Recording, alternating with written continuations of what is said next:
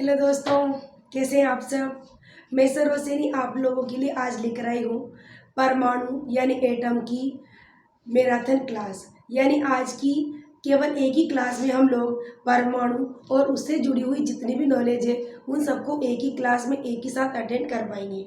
तो जिन लोगों ने परमाणु की क्लासेस सारी अटेंड करी है वो एक बार अपनी इस वाली क्लास को अटेंड करके अपना एक रिवीजन कर सकते हैं। तो परमाणु के जो क्लास हमने ली थी उसमें वैसे तो आपको पता ही कि हमने 6-7 पूरी अलग अलग से क्लासेस डाल रखी है। उसमें हम लोगों ने हर टॉपिक को काफ़ी डिटेल में आपको समझा रखा है।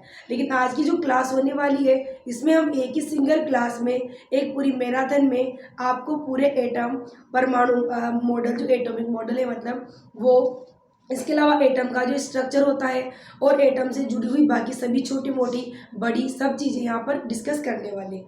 तो चलिए स्टार्ट करते हैं। सबसे पहले एटम यानी परमाणु से। परमाणु, एटम। चलिए, तो क्या होता है परमाणु। देखो, सबसे पहले तो हम ये बात करें कि परमाणु के बारे में बताया किसने था। तो देखो, 500 ईस्वी से भी पहले तो डेमोक्रिट्स और ल्यूसिफस नामक ऐसे वैज्ञानिक थे जिन्होंने परमाणु के बारे में बता दिया था कि जब किसी पदार्थ को तोड़ते जाएं तो तोड़ते तोड़ते लास्ट में जो पदार्थ का भाग मिलता है उसे ही परमाणु कहते हैं। फिर इसके आगे परमाणु के बारे में थोड़ा और भी अच्छे से डिस्क्राइब किया 500 ईस्वी में महर्षि कणाद नामक महर्षि ने। तो जो महर्षि कणाद थे उनके अनुसार अगर किसी पदार्थ को तोड़ते जाए तो तोड़ते तोड़ते लास्ट में पदार्थ की एक ऐसी अवस्था प्राप्त होती है जिसे आगे विभाजित नहीं किया जा सकता, और उसी अविभाजित कण को महर्षि कणाद ने परमाणु नाम दिया। लेकिन उस समय टेक्नोलॉजी इतनी डेवलप्ड नहीं थी, इसलिए अपनी किसी भी बात को रखने के लिए पुराने टाइम के लोगों के पास कोई भी साइंटिफिकली प्रूफ नहीं हुआ करता था। इसीलिए इन्होंने कहा तो सही, लेकिन इनके पास अपनी बातों को प्रूव करने के लिए इनके पास कोई सबूत नहीं था। मतलब कोई भी, देखो आपको पता है कि साइंस के अंदर जो भी चीज़ होती है वो सब अपने आप में सबूतों पर चलती है। उसमें हर चीज़ का एक प्रैक्टिकली प्रूव होता है। तो उस टाइम ना तो ऐसे कोई एपरेटस अवेलेबल थे और ना टेक्नोलॉजी इतनी अच्छी थी कि किसी भी चीज़ को प्रैक्टिकली समझा जा सके। तो उस टाइम ये बात वहीं पर दब के रह गई कि हाँ भाई, पदार्थ की सबसे छोटी अवस्था परमाणु होती है। पर जैसे जैसे वक्त बीतता गया टेक्नोलॉजी में इम्प्रूवमेंट होने लगे और जो साइंटिस्ट थे उनको एक्सपेरिमेंट करने के लिए चीज़ें अवेलेबल होने लगी, यानी एपरेटस, लेबोरेटरी, ये सब चीज़ें अवेलेबल होने लगी। और उन्होंने अपनी बातों को प्रयोगों के आधार पर अलग अलग वक्त पे अलग अलग तरीके से प्रस्तुत किया। तो वैसे अगर नॉर्मली बात की जाए तो सबसे पहले तो डेमोक्रिट्स व ल्यूसिफस, डेमोक्रिट्स व ल्यूसिफस साइंटिस्ट थे जिन्होंने सबसे पहले एटम के बारे में बताया था 500 ईस्वी से भी पहले।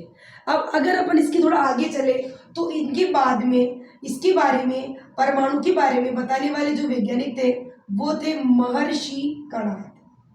महर्षि कणाद, इन्होंने 500 ईस्वी में परमाणु के बारे में बताया था। साथ में इन्होंने इसकी डेफिनेशन भी दी कि अगर किसी पदार्थ को तोड़ते जाएं, विभाजित करते जाएं तो तोड़ते तोड़ते एक ऐसी स्टेज आ जाएगी जब पदार्थ को आगे नहीं तोड़ा जा सकता, पदार्थ को आगे विभाजित नहीं किया जा सकता, और इसी को महर्षि कणाद ने परमाणु नाम दिया। इसके बाद बात करें थोड़ा आगे तो सन 1808 में जॉन डोल्टन नामक साइंटिस्ट आए। तो जॉन डोल्टन नामक वैज्ञानिक ने सन 1808 में एक सिद्धांत प्रस्तुत किया जिसे डोल्टन का परमाणु सिद्धांत नाम से जाना जाता है। डोल्टन का परमाणु सिद्धांत, यानी सन 1808 में जॉन डोल्टन नामक साइंटिस्ट, एक मिनट डस्टर ले लेते हैं।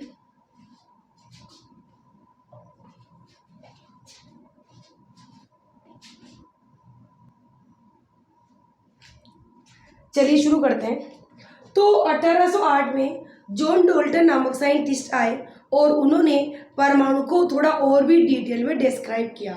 यानी जॉन डोल्टन नामक साइंटिस्ट ने बताया बिल्कुल वैसे की वैसी डेफिनेशन जो कि महर्षि कणाद ने 500 ईस्वी में दी थी कि अगर किसी पदार्थ को डिवाइड करते जाए तो डिवाइड करते करते लास्ट में उसकी एक ऐसी अवस्था मिलेगी जिसे आगे डिवाइड करना पॉसिबल नहीं होगा, और उसी भाग को जिसको डिवाइड नहीं किया जा सकता उसे डोल्टन ने भी परमाणु का नाम दिया।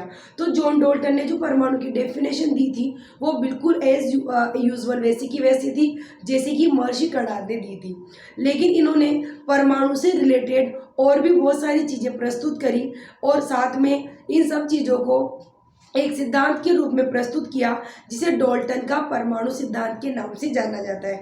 तो अगर हमारे एग्जाम में ये क्वेश्चन आता है कि जॉन डोल्टन ने या जो भी परमाणु सिद्धांत था वो कब दिया था, तो सन 1808 में दिया था, और परमाणु सिद्धांत कौन से साइंटिस्ट ने दिया था, जॉन डोल्टन ने। तो इनके अनुसार जो परमाणु होता है वो पदार्थ की सबसे छोटी इकाई होता है, यानी अविभाज्य सूक्ष्मतम इकाई होता है। यानी इन्होंने परमाणु के बारे में जो बात बताई वो फर्स्ट तो यही था कि परमाणु क्या होता है, सूक्ष्मतम अविभाज्य कण होता है। यानी डोल्टन के अनुसार परमाणु को आगे विभाजित नहीं किया जा सकता। यानी ये जो डोल्टन सिद्धांत दिया गया था इसके अनुसार परमाणु क्या होता है, एक तो अविभाज्य होता है। क्या होता है, एक तो परमाणु अविभाज्य होता है। दूसरी बात करें, परमाणु बहुत ही सूक्ष्मतम होते हैं। सूक्ष्मतम का मतलब है ये आकार में बहुत ही छोटे होते हैं। परमाणु इतने ज़्यादा छोटे होते हैं कि इन्हें सामान्यतः आंखों से नहीं देखा जा सकता। उसके बाद अपन आगे चलें, इन्होंने ये बताया कि इस दुनिया में जितने भी पदार्थ हैं वो सभी परमाणुओं से मिलकर ही बने होते हैं। यानी आप कोई सी भी चीज़ ले लो, जैसे हमारा ये बोर्ड है, हमारा ये जो मार्कर है, अपने घर में गेट है, चेयर है, टेबल है, कुर्सी है, चौक है, बोतल है, बुक है, कोई सी भी चीज़ ले लें आप। यहाँ तक कि हमारी बॉडी में भी जो बहुत सारे पदार्थ होते हैं उन सब की भी अगर अपन बात करें तो इस दुनिया में जितने भी पदार्थ हैं वो सब पदार्थ किससे मिलकर बने होते हैं, परमाणुओं से मिलकर बने होते हैं। तो सभी पदार्थ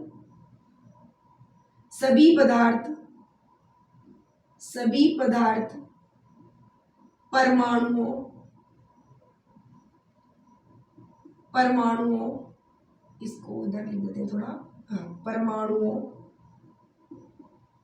से मिलकर बने होते हैं। परमाणुओं से मिलकर बने होते हैं। उसके बाद हम नेक्स्ट बात करें, यानी इन्होंने एक तो बताया कि जो परमाणु होता है वो अविभाज्य कण होता है। अविभाज्य कण यानी इसे आगे विभाजित नहीं किया जा सकता। ये बहुत ही ज़्यादा सूक्ष्मतम यानी बहुत ही छोटे होते हैं। इतने छोटे होते हैं कि साधारण आंखों से हम इन्हें नहीं देख सकते। नेक्स्ट थिंग इन्होंने ये बताया कि जो पदार्थ होते हैं दुनिया में, कोई सा भी पदार्थ, वो सब पदार्थ किससे मिलकर बने होते हैं, परमाणुओं से मिलकर बने होते हैं। यानी इस प्रकृति में जितने भी पदार्थ हैं वो सभी परमाणुओं से मिलकर बने होते हैं। साथ में इन्होंने ये भी बताया कि जो तत्व होते हैं, तत्व तो एक ही तत्व के सभी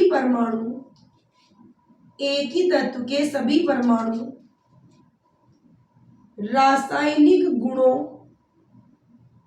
में समान होते हैं। रासायनिक गुणों में क्या होते हैं, समान। यानी कोई सा भी एक तत्व ले लें आप तो उसके जितने भी परमाणु होंगे वो सारे परमाणु गुणों में सेम होंगे। यानी आप डायरेक्टली ये भी कह सकते हो कि किसी तत्व के परमाणु सारे के सारे एक जैसे यानी एक समान होते हैं। उसके बाद नेक्स्ट बात करें, इसके जस्ट अपोजिट अगर हम बात करें कि भिन्न भिन्न तत्वों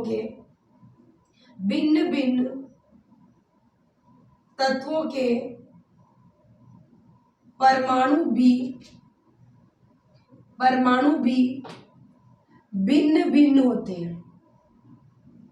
यानी नेक्स्ट हम बात करें, जॉन डोल्टन ने जो परमाणु सिद्धांत दिया उनके अनुसार एक तो एक ही तत्व के सभी परमाणु एक जैसे होते हैं, बिल्कुल समान होते हैं, यानी उनके रासायनिक गुण बिल्कुल सेम होते हैं। उसके बाद नेक्स्ट बात करें, अलग अलग तत्वों के परमाणु भी गुण अलग अलग होते हैं। अलग अलग का मतलब है रासायनिक गुणों वाइज ये अलग अलग होते हैं। इनकी जो केमिकल प्रॉपर्टीज होती है वो सभी तत्वों की, अगर अलग अलग तत्व है तो उनके परमाणुओं की जो क्वालिटी हो, सॉरी, रासायनिक प्रॉपर्टीज होंगी वो सभी अलग अलग होंगी।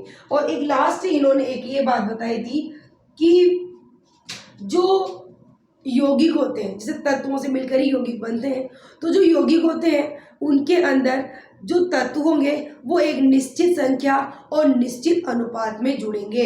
यानी हम ये कह सकते हैं कि निश्चित संख्या व निश्चित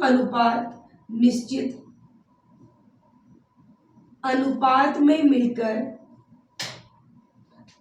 यहाँ के तत्व लिख लें अपन, तत्व निश्चित संख्या व निश्चित अनुपात में मिलकर यौगिकों का निर्माण करते हैं। यौगिकों का निर्माण करते हैं। यानी देखिए ये डाल्टन का सिद्धांत था। इनके अनुसार परमाणु अविभाज्य होता है, परमाणु सूक्ष्मतम होता है। सूक्ष्म मतलब बहुत ही छोटा होता है। इतने छोटे होते हैं कि हम इन्हें सिंपली आंखों से नहीं देख सकते, इनको देखने के लिए माइक्रोस्कोप की जरूरत होती है। उसके अलावा इन्होंने नेक्स्ट बताया कि इस प्रकृति में जितने भी पदार्थ हैं वो सभी परमाणुओं से मिलकर बने होते हैं।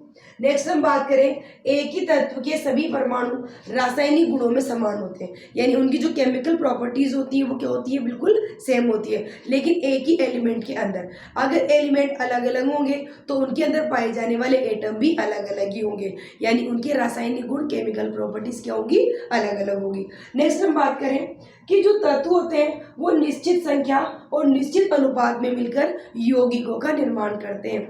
अगर आपको यौगिक यानी कंपाउंड्स की डेफिनेशन याद हो तो कंपाउंड किसे कहते हैं, दो या दो से अधिक तत्वों या यौगिकों से मिलकर, दो या दो से अधिक तत्वों से मिलकर बनने वाले पदार्थों को यौगिक कहते हैं। यानी जो यौगिक होते हैं वो दो या दो से ज़्यादा टाइप के एलिमेंट से मिलकर बनते हैं और इनमें जो तत्व जितने भी होंगे उन सब की जो संख्या होगी वो हमेशा निश्चित होगी और उनका अनुपात होगा जो भी क्या होगा, एक निश्चित होगा। तो इतनी सारी चीज़ें तो जॉन डाल्टन नामक वैज्ञानिक ने सन 1808 में बता दी थी।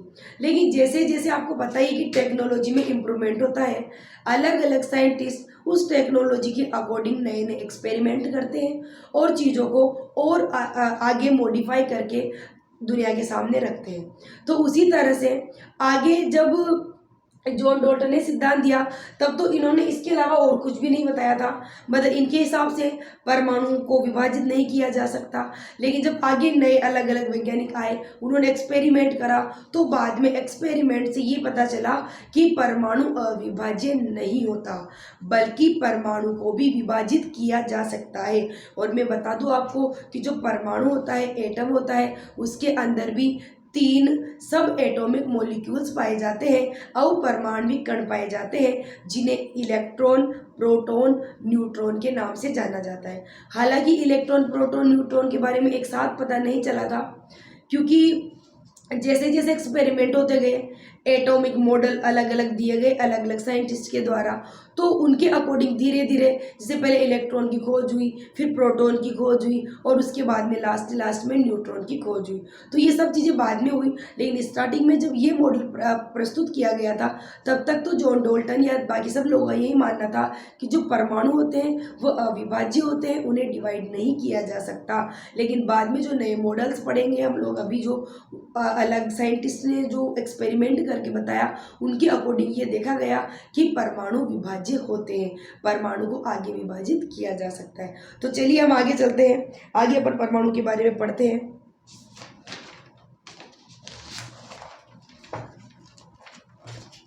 अब अपन स्टार्ट करते हैं एटॉमिक मॉडल यानी परमाणु मॉडल।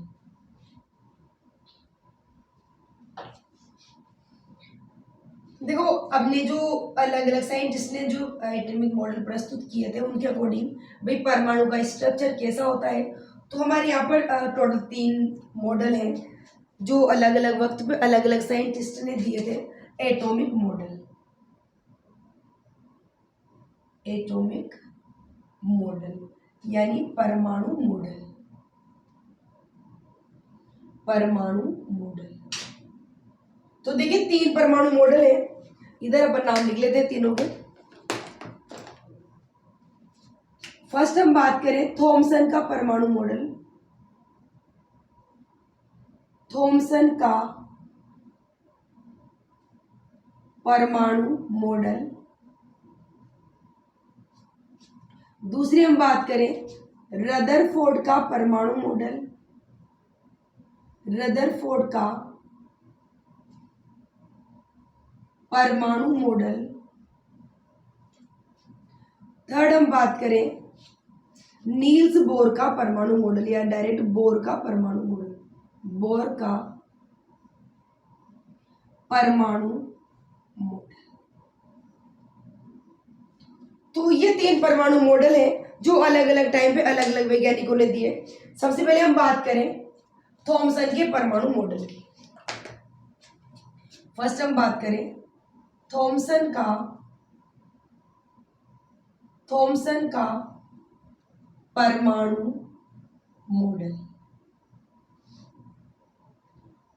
तो देखो, बात करें थॉमसन के एटॉमिक मॉडल की, तो एक तो आप इनका पूरा नाम याद रखेंगे।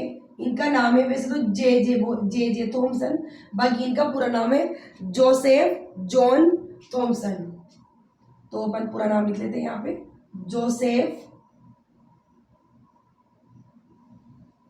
जॉन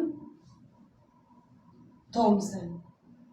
और याद रखेंगे ये मॉडल दिया गया था 1898 में, 1898 में।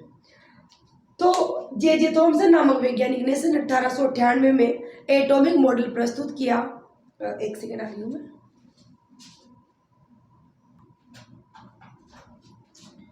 चलिए स्टार्ट करते हैं।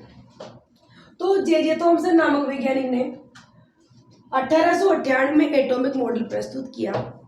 जे थॉमसन ने जो परमाणु मॉडल दिया था वो कुछ इस तरह का था, ये इस तरह से।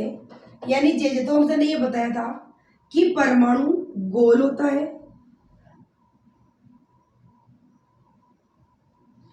और इसके अंदर दूर दूर इलेक्ट्रॉन इस तरह से अरेंज्ड होते हैं। यानी इलेक्ट्रॉन्स का जो अरेंजमेंट होता है वो कुछ इस तरह से होता है। मतलब कहाँ कितने होते हैं ये तो इन्होंने नहीं बताया था, लेकिन इन्होंने जो एटॉमिक मॉडल प्रेजेंट किया था वो कुछ इस तरह का था। इनके अनुसार जो परमाणु होता है वो एक धन आवेशित गोला होता है, धन आवेशित यानी पॉजिटिवली चार्ज होता है, और इसके अंदर ये दूर दूर इलेक्ट्रॉन लगे होते हैं, इलेक्ट्रॉन लगे होते हैं। यानी जे थॉमसन ने जो परमाणु मॉडल प्रस्तुत किया उनके अनुसार परमाणु का स्ट्रक्चर कुछ इस तरह का होता है।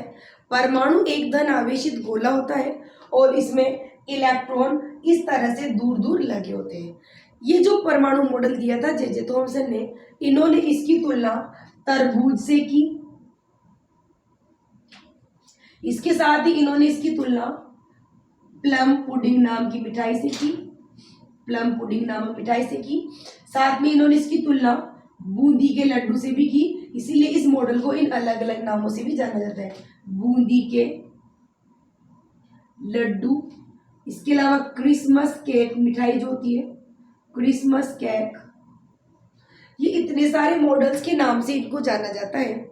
यानी जे थॉमसन के अनुसार जो परमाणु होता है उसे अपन अगर तरबूज से कंपैरिजन करें तो जे थॉमसन के अनुसार अगर तरबूज के लाल खाने वाले भाग को, देखो आपको पता होगा तरबूज का जो रेड वाला पार्ट होता है उसे हम खाते हैं, छिलका तो हटा देते हैं। तो अगर इनके अनुसार अगर तरबूज के लाल वाले भाग को धन आवेशित माना जाए तो परमाणु में इलेक्ट्रॉन बिल्कुल उसी तरह से लगे होते हैं जैसे तरबूज के अंदर बीज होते हैं। आपने देखा होगा तरबूज का जो रेड वाला पोर्शन होता है उसे आप खाते हैं, उसके अंदर दूर दूर काले काले बीज लगे होते हैं, तरबूज के बीज लगे होते हैं। तो इनके अनुसार यानी थॉमसन के अनुसार परमाणु एक धन आवेशित गोला होता है। अगर इसकी तुलना हम तरबूज से करें तो तरबूज के लाल खाने वाले भाग को अगर धन आवेशित गोला माना जाए तो परमाणु में इलेक्ट्रॉन उसी तरह लगे होते हैं जैसे तरबूज के अंदर बीज लगे होते हैं। इसी तरह बात प्लम पुडिंग मिठाई की या बूंदी के लड्डू की करें तो बूंदी के लड्डू में अगर पूरे लड्डू को आप एक धन आवेशित परमाणु माने तो उसके अंदर लगे हुए जो ड्राई फ्रूट्स होते हैं वो बिल्कुल उसी तरह अरेंज्ड होते हैं जैसे एक परमाणु के अंदर इलेक्ट्रॉन होते हैं। ठीक है, तो ये चीज हो गई। ये इन्होंने दिया था मॉडल, जिसे अलग अलग नामों से जाना जाता है। तो इस मॉडल के बाद में इन्होंने कुछ एक दो चीजें थी जो इम्पोर्टेंट इन्होंने बताई। सबसे पहली बात तो इन्होंने ये बताया कि परमाणु के अंदर जो धनावेश होता है, धनावेश व ऋणावेश की मात्रा समान होती है। यानी इन्होंने पहली बात तो क्या बताई कि जो परमाणु होता है उसमें धनावेश और ऋणावेश की मात्रा क्या होती है, समान होती है। और इसी वजह से परमाणु क्या होता है, विद्युत उदासीन। परमाणु क्या होता है, परमाणु विद्युत उदासीन होता है। परमाणु विद्युत उदासीन होता है। यानी इनके अनुसार जो थॉमसन परमाणु मॉडल है वो कुछ इस तरह का था, और इनके अनुसार परमाणु में धनावेश और ऋणावेश की मात्रा समान होती है, और दोनों की मात्रा समान होने की वजह से इसमें जो परमाणु होते हैं वो विद्युत उदासीन होता है। और दूसरी बात इन्होंने जो बताई थी वो ये बताई थी कि परमाणु एक धनावेशित गोला होता है। परमाणु एक धनावेशित गोला होता है जिसमें इलेक्ट्रॉन उसी तरह लगे होते हैं जैसे तरबूज में बीज।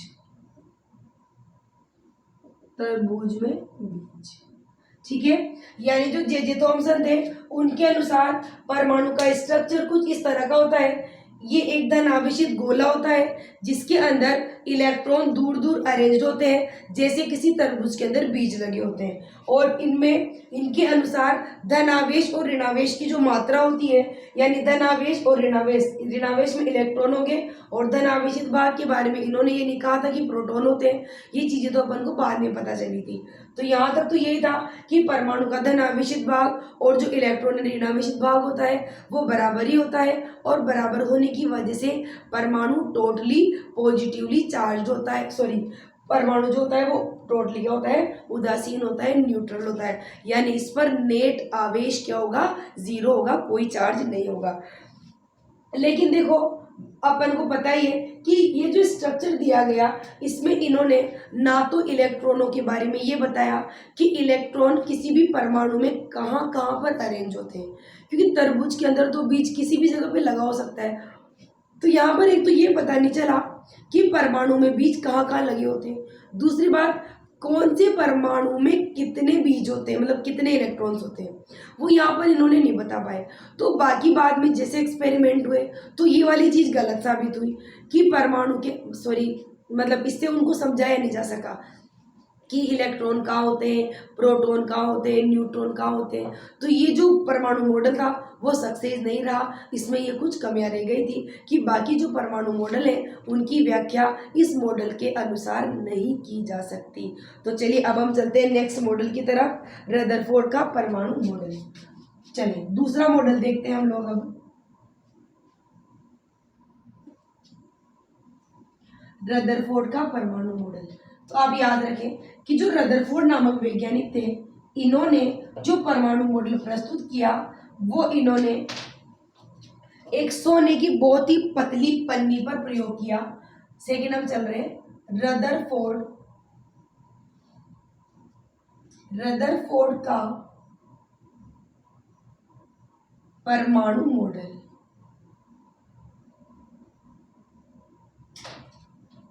तो रदरफोर्ड के परमाणु मॉडल के बारे में सबसे पहली चीज तो कि इनका जो नाम होते हैं रदरफोर्ड का, ये अर्नेस्ट रदरफोर्ड है। Ernest Rutherford. और ये जो परमाणु मॉडल प्रस्तुत किया गया था ये सन 1911 में प्रस्तुत किया गया था। दूसरी बात हम याद रखेंगे कि जो रदरफोर्ड थे इन्होंने जो परमाणु मॉडल दिया उसे स्वर्ण पत्र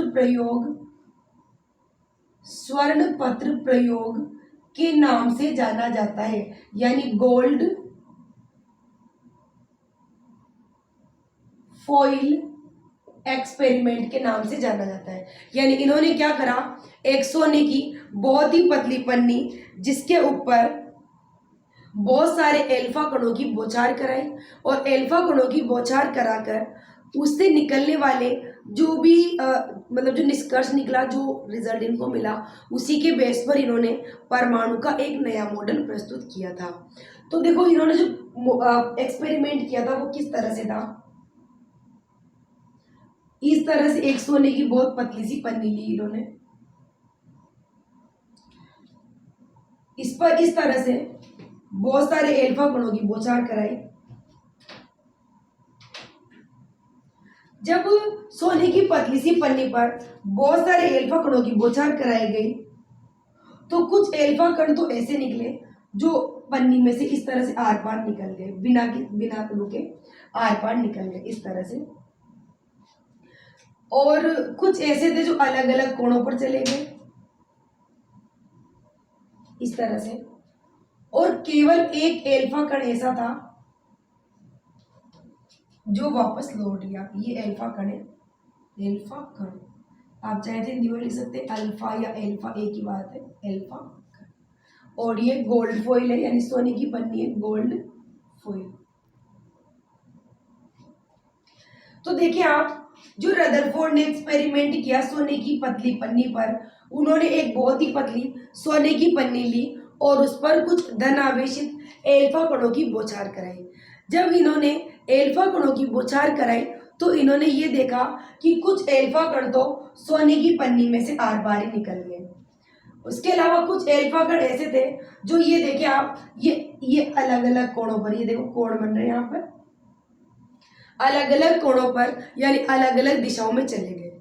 लेकिन प्रत्येक 12,000 में से केवल एक एल्फा कण ऐसा था जो सोने की पन्नी से टकराकर वापस उसी दिशा में लौट गया। यानी जब इन्होंने लगभग बहुत सारी एल्फा कणों की बौछार कराई तो इन्होंने ये देखा कि बहुत सारे एल्फा कण तो ऐसे थे जो सोने की पन्नी में से आर पार निकल गए। कुछ एल्फा कण ऐसे थे जो अलग अलग कोणों पर विक्षेपित हो गए, यानी अलग अलग कोणों पर चले गए। लेकिन प्रत्येक 12,000 में से केवल एक एल्फा कण ऐसा था जो सोने की पन्नी से टकराकर पुनः उसी दिशा में वापस लौट गया।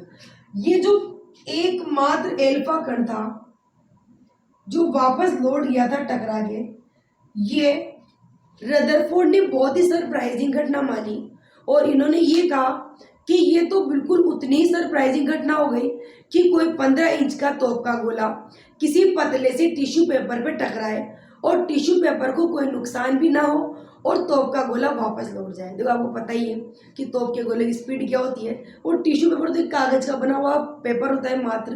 तो अगर एक 15 इंच का तोप का गोला किसी पतली सी टिश्यू पेपर पर टकरा रहा है, उसके बाद भी वो वापस लौट जाए, तो ये कितनी सरप्राइजिंग घटना होगी। बिल्कुल उसी तरह से लगभग 12,000 में से एक एल्फा कण जब सोने की पन्नी से टकराया और वापस लौट गया तो इसको भी रदरफोर्ड ने इतना ही सरप्राइजिंग माना। तो देखो ये तो कुछ रिजल्ट निकले थे जब इन्होंने एक्सपेरिमेंट किया, और इस एक्सपेरिमेंट के बेस पर रदरफोर्ड ने बहुत सारे क्या कहते हैं निष्कर्ष निकाले, मतलब कंक्लूजन निकाले। तो देखो इन्होंने जो कंक्लूजन निकाले उनकी अगर अपन बात करें तो इधर देख लेते हैं अपन, यानी इन्होंने इनको जो रिजल्ट मिले उनसे इन्होंने जो निष्कर्ष निकाले यानी जो कंक्लूजन निकाले, उसकी बात अगर अपन करें फर्स्ट, तो देखो कुछ एल्फा कण आर पार निकल गए। तो देखो कोई भी एल्फा कण आर पार कब निकलेंगे, जब परमाणु के बीच में जगह होगी। भाई आप देखो यहाँ से कोई भी चीज ला रहे हैं, अगर ऐसे टकराएगी तो आर पार नहीं निकलेगी, लेकिन अगर बीच में जगह होगी तो आर पार निकल जाएगी।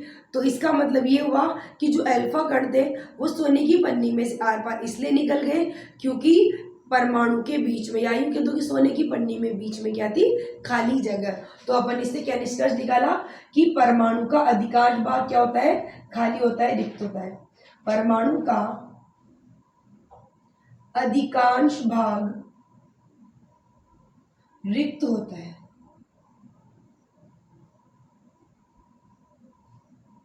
यानी ये जो रिजल्ट निकले, जिनमें फर्स्ट रिजल्ट देखा अपन ने कि परमाणु में कुछ एल्फा कण आर पार निकल गए, तो वो आर पार क्यों निकल गए? क्योंकि परमाणु का अधिकांश भाग क्या होता है? रिक्त यानी खाली होता है।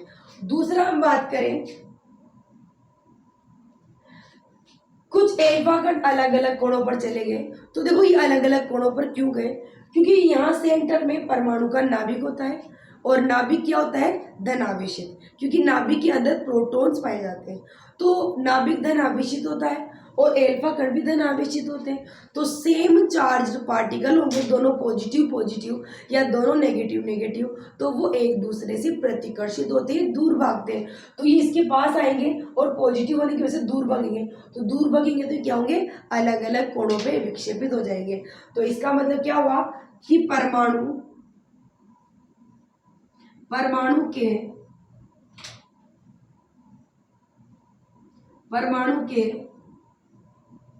बाह्य भाग में कुछ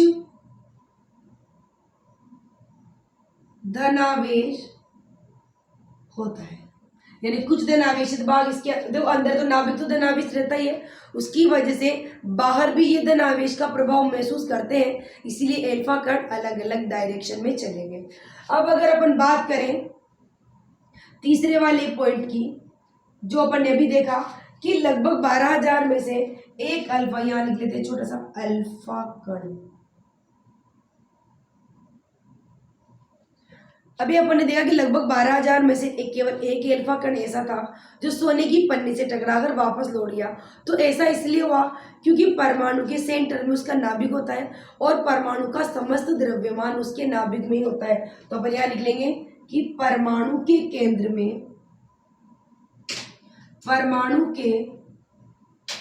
केंद्र में उसका नाभिक होता है तथा परमाणु का अधिकांश द्रव्यमान, तो समस्त तो नहीं कह सकते, लगभग 99.98 के समथिंग होता है।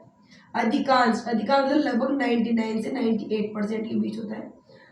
अधिकांश परमाणु का अधिकांश द्रव्यमान उसके नाभिक में ही केंद्रित होता है।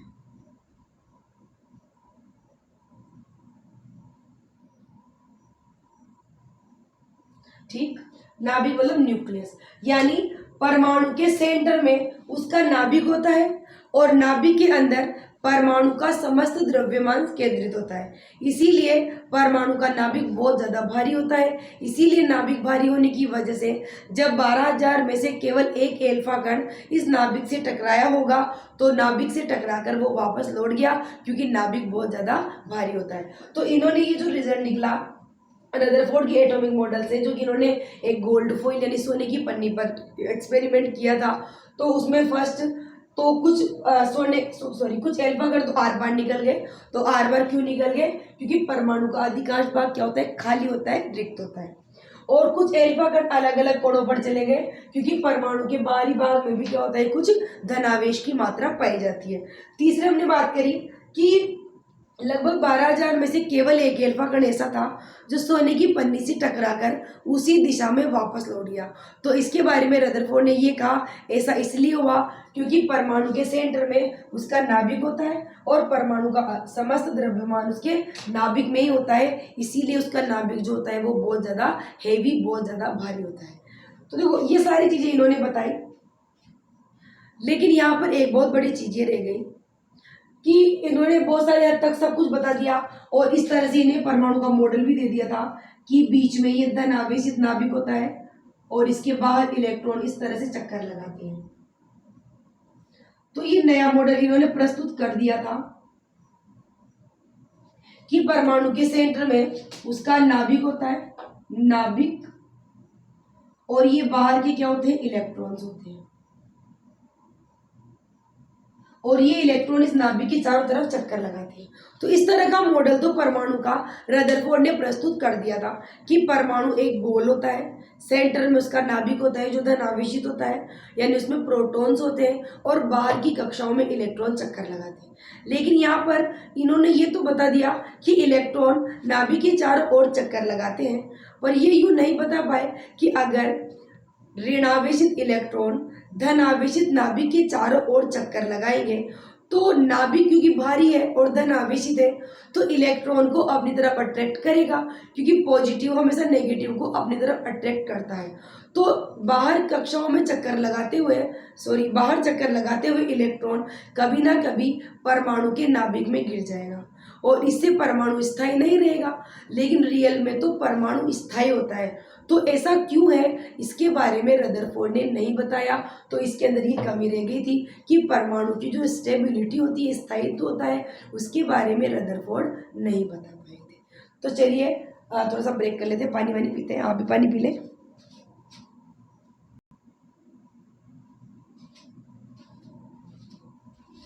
चलिए अब हम पढ़ते हैं बोर का परमाणु मॉडल। बोर का थर्ड जो एटॉमिक मॉडल है, बोर का परमाणु मॉडल। तो देखो बोर, ये नील्स बोर नाम है इनका, नील्स बोर।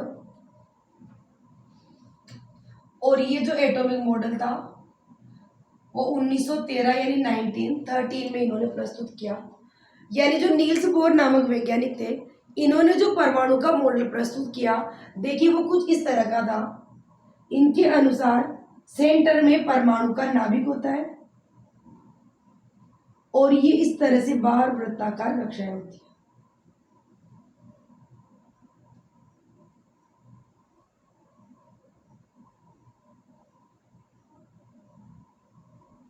इस तरह से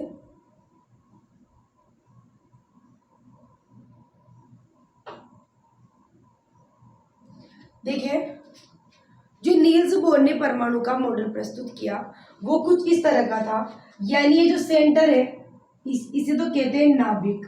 सेंटर में तो क्या होता है, परमाणु का नाभिक, और इस नाभिक में न्यूट्रॉन्स और प्रोटॉन्स पाए जाते हैं, और ये बाहर की वृत्ताकार कक्षाएं होती है जिनमें इलेक्ट्रॉन चक्कर लगाते हैं।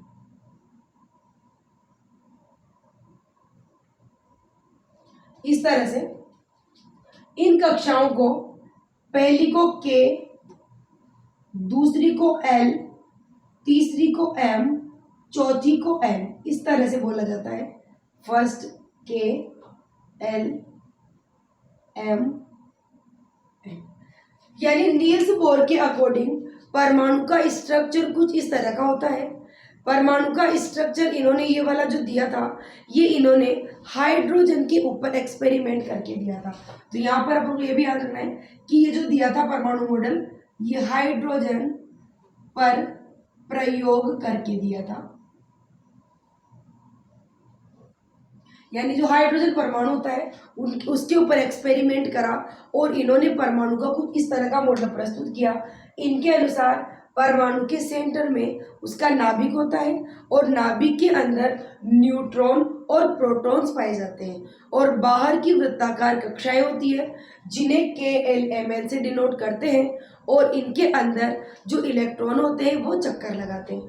तो इनके अनुसार परमाणु की जो कक्षाएं होती है, कक्षा, कोश, या इसे ऊर्जा स्तर भी कहते हैं, एनर्जी लेवल, ऊर्जा स्तर।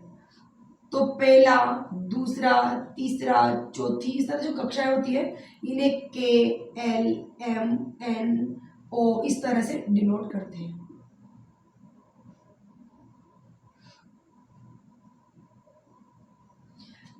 यानी रदरफोर्ड के अनुसार जो वृत्ताकार कक्षाएं होती है इनकी आपको कैसे शुरू करना है, तो पहली को KLMN इस तरह से डिनोट करते हैं। साथ में इन्होंने ये भी बताया कि जब भी इलेक्ट्रॉन किसी कक्षा में चक्कर लगाता है तो उसकी एनर्जी फिक्स रहती है। यानी पहली बात तो इन्होंने ये बताया कि जो कक्षाएं होती है उन्हें KLMN कहते हैं, और दूसरी बात इन्होंने ये बताई कि एक ही कक्षा में चक्कर लगाते हुए इलेक्ट्रॉन की ऊर्जा निश्चित रहती है, फिक्स रहती है, निश्चित होती है। यानी जब भी इलेक्ट्रॉन इन कक्षाओं में चक्कर लगाएंगे तो जब वो किसी एक कक्षा में चक्कर लगा रहा होगा इलेक्ट्रॉन, तो उसकी एनर्जी चेंज नहीं होती, उसकी जो एनर्जी होती है वो फिक्स होती है। लेकिन अगर वो एक से दूसरी कक्षा में जाएगा, यानी अगर वो इलेक्ट्रॉन एक कक्षा से दूसरी कक्षा में जाते समय ऊर्जा का उत्सर्जन या अवशोषण करता है। यानी जब भी इलेक्ट्रॉन एक कक्षा से, यानी एक एनर्जी लेवल से दूसरे एनर्जी लेवल में जाएगा, तब वो क्या करेगा, एनर्जी को या तो अब्जॉर्ब करेगा या एनर्जी को क्या करेगा, उत्सर्जित करेगा। यानी क्या होगा, अगर वो अपर क्लास से, अपर एनर्जी लेवल से लोअर में जाएगा, तो वो बड़ी से छोटी में जा रहा है, तब तो क्या होगा, ऊर्जा का उत्सर्जन होगा। इसको ऊर्जा का विकिरण भी कह सकते हैं, विकिरण। यानी जब इलेक्ट्रॉन ऊपर मतलब बड़ी कक्षा से छोटी कक्षा में जाएगा, हाई एनर्जी लेवल से लो एनर्जी लेवल की तरफ जाएगा, तब तो उसे क्या बोलेंगे हम लोग, ऊर्जा का क्या करेगा, विकिरण करेगा, हाई से लो की तरफ। हायर क्लास लिख लो, हायर क्लास से लो। और अगर इसका उल्टा लोअर क्लास से हायर क्लास में जाएगा, छोटी से बड़ी कक्षा में जाएगा अगर, तो क्या करेगा, ऊर्जा की जरूरत पड़ेगी, इसलिए क्या करेगा, ऊर्जा का अब्जॉर्प्शन करेगा, ऊर्जा का अवशोषण करेगा। यानी जब भी इलेक्ट्रॉन बड़ी कक्षा से छोटी कक्षा में जाएगा तो ऊर्जा का विकिरण करेगा, यानी उसकी जो ऊर्जा होगी वो उत्सर्जित हो जाएगी। लेकिन अगर वो छोटी से बड़ी लो से हाई क्लास में जाएगा तो क्या करेगा, ऊर्जा का अब्जॉर्प्शन करेगा, ऊर्जा का अवशोषण करेगा। तो यहाँ पर ये जो अपन ने पढ़ा है, ये हमारा पूरा जो नील्स बोर का सिद्धांत है उससे रिलेटेड कुछ चीज़ें हैं। तो यहाँ पर अपन को सबसे बड़ी बात तो ये ध्यान रखनी है कि जो बोर का परमाणु मॉडल था वो 1913 में नील्स बोर के द्वारा दिया गया था, और इन्होंने जब ये मॉडल दिया तो इन्होंने हाइड्रोजन एटम पर एक्सपेरिमेंट किया था। इसके साथ ही हम नेक्स्ट बात करें, इनके अनुसार परमाणु की संरचना कुछ इस तरह की होती है, सेंटर में परमाणु का नाभिक होता है और बाह्य तरफ कोश में इलेक्ट्रॉन चक्कर लगाते हैं, और इन कक्षाओं को के एलिमेंट से डिनोट करते हैं, पहली को के, दूसरी को एल, तीसरी को एम, एन, ओ, पी, इस तरह से आगे व्यक्त करते हैं। और जब भी इलेक्ट्रॉन किसी एक कक्षा में चक्कर लगाता है तो उसकी एनर्जी में कोई चेंज नहीं होता, उसकी एनर्जी क्या रहती है, एकदम फिक्स रहती है। इसके बाद हम नेक्स्ट बात करें, जब इलेक्ट्रॉन एक कक्षा से दूसरी कक्षा में जाता है तो वो क्या करेगा, ऊर्जा का या तो अवशोषण करेगा या उत्सर्जन करेगा। यानी जब वो बड़ी से छोटी वाली कक्षा में जाएगा, बड़े एनर्जी लेवल से लो लेवल एनर्जी लेवल में जाएगा, तब तो वो एनर्जी का क्या करेगा, उत्सर्जन करेगा। लेकिन अगर वो छोटी से बड़ी कक्षा में जाएगा तो उसे एनर्जी की नीड होगी, इसीलिए वो एनर्जी को अब्जॉर्ब करेगा। अब देखो ये तो सारी चीज़ें होगी। यहाँ पर एक इम्पोर्टेंट चीज़ ये थी कि इन्होंने ये जो कक्षाएं होती है के एलिमेंट, भाई इनमें इलेक्ट्रॉन चक्कर लगाते हैं, तो इलेक्ट्रॉन चक्कर लगाने के लिए कौन सी कक्षा में कितने इलेक्ट्रॉन चक्कर लगाते हैं, इसके लिए इन्होंने एक फॉर्मूला दिया 2n² का।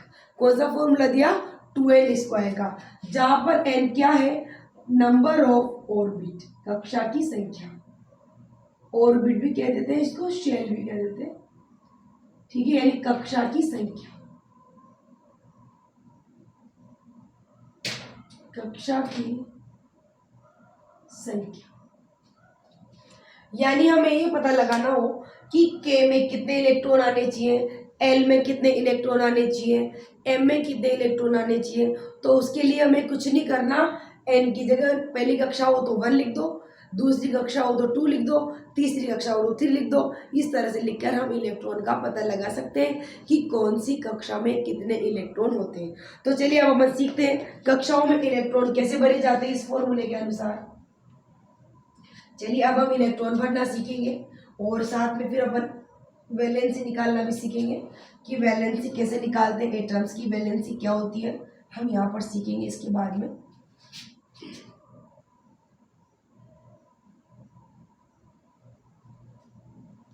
चलिए स्टार्ट करते हैं अब हम लोग।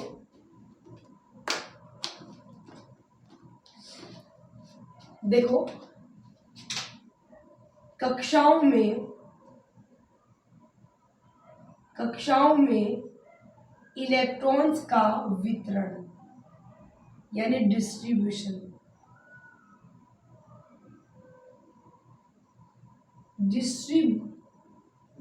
Of electrons in orbits.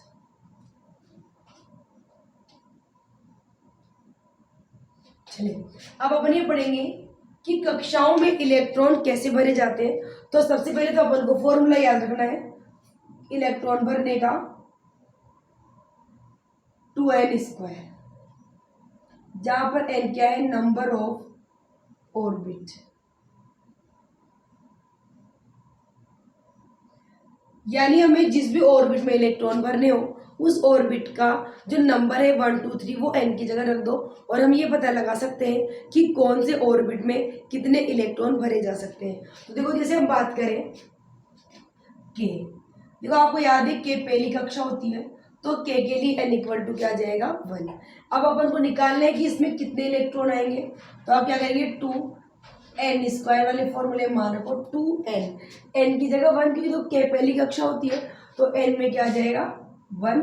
तो ये अपन ले 2n यानी 1 का स्क्वायर, तो क्या जाएगा 2 इंटू, देखो 1 का स्क्वायर 1 ही होता है तो ये जाएगा 2 इलेक्ट्रॉन, यानी पहली वाली कक्षा में केवल कितने इलेक्ट्रॉन आ सकते हैं 2। चलिए इसी तरह दूसरा हम बात करें, के बाद बात करें एल, तो आपको याद ही है एल कौन सी कक्षा होती है, दूसरी कक्षा होती है, सेकेंड ऑर्बिट होता है। तो हम यहाँ पर इलेक्ट्रॉनों की संख्या निकालेंगे, कैसे निकालेंगे 2 इंटू एन, एन की जगह आपके पास 2 है तो 2 का स्क्वायर कर देंगे। तो देखिए अपन ये 2n, देखो यहाँ पर फॉर्मूला देखिए आप 2n, n की जगह अपन ने 2 रख दिया तो क्या हो जाएगा, देखो 2 इंटू 2 का स्क्वायर होता है 4, तो इसमें जाएंगे 8 इलेक्ट्रॉन, यानी जो सेकंड वाली कक्षा है उसमें इलेक्ट्रॉन्स की संख्या कितने आ जाएगी हमारे पास 8 आ जाएगी। उसके बाद चले अपन देखें नेक्स्ट चले के एल एम, एम देखो आपके थर्ड वाली कक्षा होती है, थर्ड ऑर्बिट होता है एम, तो इसके लिए n इक्वल टू क्या आ जाएगा 3। ठीक, अब देखो अपन इसमें लिखेंगे इलेक्ट्रॉन की संख्या निकाल लेते हैं 2 इंटू एन की जगह 3 का स्क्वायर, तो देखो क्या हो जाएगा 2 इंटू 3 का स्क्वायर 9, 9 2 जा 18, यानी थर्ड वाले ऑर्बिट में इलेक्ट्रॉन्स के नंबर कितने हैं 18। इसी तरह अपन और भी निकाल सकते हैं, जैसे मान लो फोर्थ वाली कक्षा की बात करें तो फोर्थ वाली कक्षा एल एम एन होगी, तो एन के लिए एन इक्वल टू कितना आ जाएगा 4। ये तो कक्षा है एन और ये नंबर ऑफ कक्षा है, तो आप इसमें इलेक्ट्रॉन की संख्या निकालो, इलेक्ट्रॉन कितना जाएंगे 2n यानी 4 का स्क्वायर। तो देखो अपन स्क्वायर करें 4 का स्क्वायर 16 होता है, तो 16 2 जा 32, यानी जो थर्ड फोर्थ वाला ऑर्बिट होता है इसमें नंबर ऑफ इलेक्ट्रॉन कितने जाएंगे 32। इसी तरह आगे बात करें हम एक और निकाल लेते हैं एम एन ओ में ओ के लिए n इक्वल टू क्या हो जाएगा 5, ओ के लिए n इक्वल टू क्या हो जाएगा 5। अब देखिए इसमें निकाले अपन नंबर ऑफ इलेक्ट्रॉन, तो 2 इंटू 5 का स्क्वायर करेंगे, 5 का स्क्वायर, तो 2 इंटू 5 का स्क्वायर 25 होता है, 25 5 जा 50 इलेक्ट्रॉन्स। यानी अगर हम बात करें तो जो हमारी के एल एम एन ओ इस तरह से कक्षाएं आई, इनमें देखो के में तो आए 2, फिर एल में आए 8, एम में आते 18 18 और एन में आए 32, ओ में आए 50। इसी तरह अपन आगे भी निकाल सकते हैं, अपन ने 4 5 निकाल के देख लिया। तो जो इलेक्ट्रॉन आएंगे ऑर्बिट्स में वो 2, 8, 18, 32, 50 होते हैं। लेकिन हम रियल में इलेक्ट्रॉन कितने बढ़ते हैं? पहली कक्षा में 2 और बाकी सब में 8, 8, 8 इस तरह से बढ़ते हैं। पहली में 2 और बाकी में 8 क्यों बढ़ते हैं? क्योंकि देखो बाहर की जो कक्षाएं होती है पहली के अलावा, जैसे मान लो ये नाभिक है, ये फर्स्ट कक्षा है, इसमें 2। अब बाकी ये जो बाकी की जो कक्षाएं हैं, इन कक्षाओं में ज़्यादा से ज़्यादा 8 इलेक्ट्रॉन ही आ सकते हैं। जगह ही 8 इलेक्ट्रॉन्स की होती है, इसीलिए हम इनमें ज़्यादा इलेक्ट्रॉन नहीं भर सकते। तो पहले में 2 भर सकते हैं, लेकिन बाकी सभी कक्षाओं के अंदर हम मैक्सिमम कितने इलेक्ट्रॉन भर सकते हैं? केवल 2 के अलावा बाकी में 8, 8, 8। तो हमें यहाँ पर भले ही फॉर्मूले के अकॉर्डिंग हमारा ये जो इलेक्ट्रॉन का सीक्वेंस आया वो 2, 8, 18, 32, 50 का आया हो, लेकिन जो कक्षाएं होती है उनमें इलेक्ट्रॉन भरने का जो सीक्वेंस होगा वो क्या होगा हमारा? पहली में 2 और बाकी सब में 8, 8, 8। आई थिंक आपको समझ में आ गया होगा यहाँ तक। अब इसके बाद हम लोग सीखते हैं वैलेंसी निकालना। वैलेंसी कैसे निकालते हैं इलेक्ट्रॉन्स की, वो सॉरी एलिमेंट्स की, वो सीखेंगे। सबसे पहले तो वैलेंसी होती क्या है वो डिस्कस करते हैं अपन। देखो प्रत्येक परमाणु हमेशा खुद को स्थायी बनाना चाहता है, स्टेबल बनाना चाहता है। और कोई भी परमाणु स्टेबल तभी होता है जब उसका बाह्यतम कोश पूरा भरा हो। यानी किसी भी परमाणु के पास 1 कोश हो, 2 कोश हो, 3 कोश हो, कितने भी कोश हो, लेकिन वो सारे पूरे भरे हुए होने चाहिए। अगर उसकी कोई भी कोश में एक भी इलेक्ट्रॉन कम या ज़्यादा है तो उसका स्थायित्व खराब हो जाता है। इसीलिए परमाणु अपनी बाह्य कक्षा को पूरी भरने के लिए या तो कभी कभी इलेक्ट्रॉन ले लेता है, और अगर एक आधे इलेक्ट्रॉन उसके पास फालतू एक्स्ट्रा पड़े हो तो उन्हें वो किसी को दे भी देता है। तो परमाणु स्थायी बनने के लिए इलेक्ट्रॉन एक्सचेंज करता है, इलेक्ट्रॉन देता है या इलेक्ट्रॉन लेता है। तो इलेक्ट्रॉन देने और लेने का जो प्रोसेस होता है उसी को हम क्या बोलते हैं? संयोजकता। तो हम बात करें संयोजकता यानी वैलेंसी की, संयोजकता, वैलेंसी। तो देखो वैलेंसी क्या होता है? किसी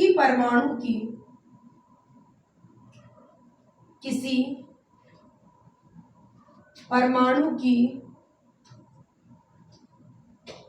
अधिकतम संयोजन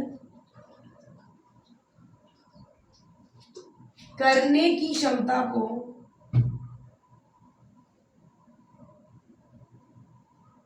उसकी संयोजकता यानी वैलेंसी कहते हैं।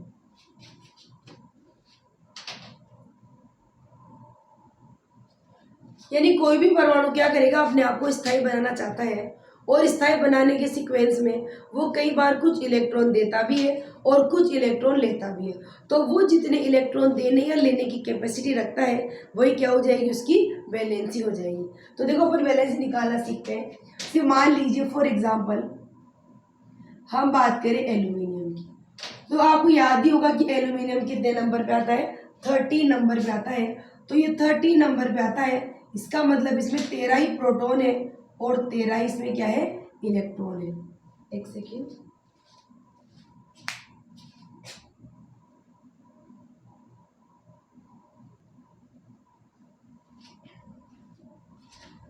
तो चलिए एल्यूमिनियम की तरफ चलते हैं। आपको जैसा कि याद है कि एल्यूमिनियम 13 नंबर पे आता है, तो 30 नंबर पे आता है, इसका मतलब एल्यूमिनियम में 13 ही तो प्रोटॉन्स होते हैं और 13 ही क्या होते हैं? इलेक्ट्रॉन्स होते हैं।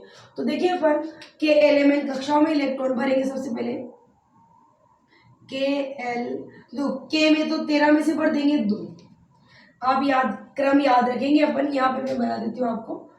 के एल एम एन, इनमें हमें 2 और बाकी में 8 का ही सीक्वेंस फॉलो करना है। इससे ज़्यादा इलेक्ट्रॉन्स इन कक्षाओं में नहीं भरेंगे। सबसे पहले हमें काम क्या करना है? सबसे पहले स्टार्टिंग वाला भरेगा के भरने के बाद हम चलेंगे एल, फिर एल बढ़ जाएगा तो हम चलेंगे एम, फिर एम बढ़ जाएगा तो हम चलेंगे एन। यानी जब तक अंदर वाला ऑर्बिट नहीं भरेगा तब तक आप आगे वाले ऑर्बिट को नहीं भरोगे। तो अपन देखें के वाले में मैक्सिमम 2 ही आ सकते हैं, 13 में से हमने यहाँ पर 2 भर दिया। अब उसके बाद हम बात करें एल में हम लोग तो 8 भर सकते हैं, तो हमारे पास 2 और 8 कितने हो गए 10। अब अभी हमारे पास देखो टोटल कितने थे 13 में से केवल 10 भरे आपने, तो अभी आपके पास 3 इलेक्ट्रॉन और बच रहे हैं। तो के भर दिया, एल भर दिया, एम। अब एम में भर देंगे बचे हुए 3 इलेक्ट्रॉन। यानी हमने क्या करा, पहले तो 13 में से 2 के में भर दिए, उसके बाद 8 हमने एल में भर दिए। अब ये दोनों तो पूरे पूरे भर गए, लेकिन इलेक्ट्रॉन अभी 10 ही हुए, जबकि टोटल कितने थे यहाँ पर 13। तो हमें अभी 3 इलेक्ट्रॉन और भरने, तो वो 3 इलेक्ट्रॉन हम कहाँ भर देंगे, एम वाली कक्षा में। अब देखो इसके बाह्यतम कोश में 3 इलेक्ट्रॉन है, यानी या तो इसके पास पूरे के पूरे 8 इलेक्ट्रॉन होने चाहिए थे, क्योंकि देखो एम में 3 इलेक्ट्रॉन आ सकते हैं।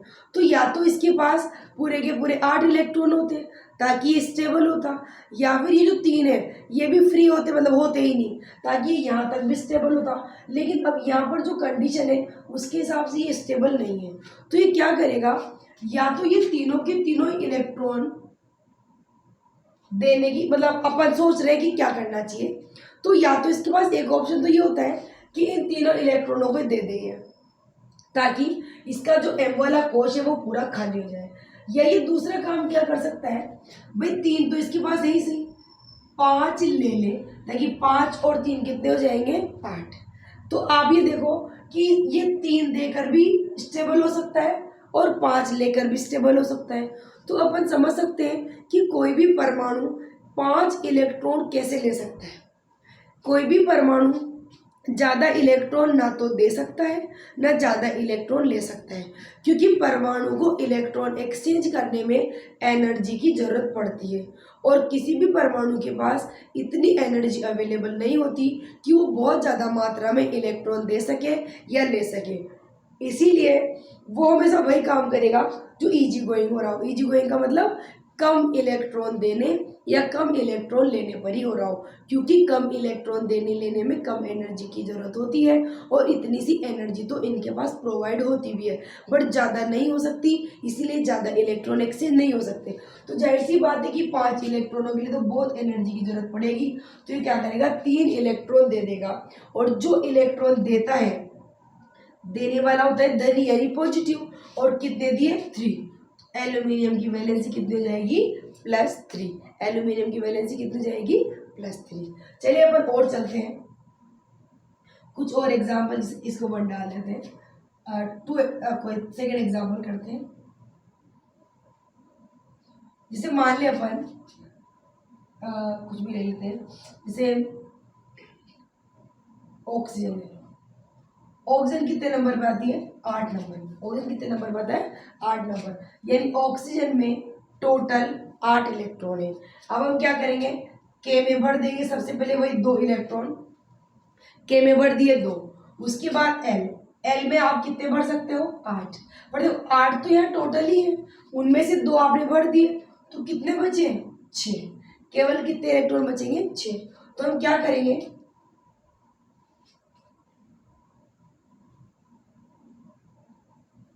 इसको थोड़ा लेस कर देते हैं।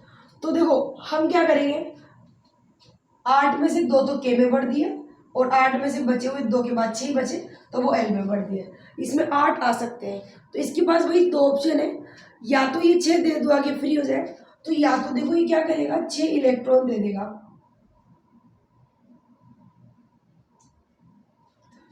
या 6 इलेक्ट्रॉन देने से क्या होगा, ये जो एल वाला कोश है ये इसका पूरा देखो खाली हो जाएगा, और एक ही कोश बचेगा जो कि इसका पूरा भरा रहेगा। और दूसरा ऑप्शन क्या है, देखो 6 तो इसके पास है, केवल 2 इलेक्ट्रॉन लेके 6 और 2 कितने कर लेगा 8 होते ही एल कोश पूरा भर जाएगा। तो देखो क्या इजी रहेगा 2 लेना, क्यों, क्योंकि 6 देना तो बहुत बड़ी बात है।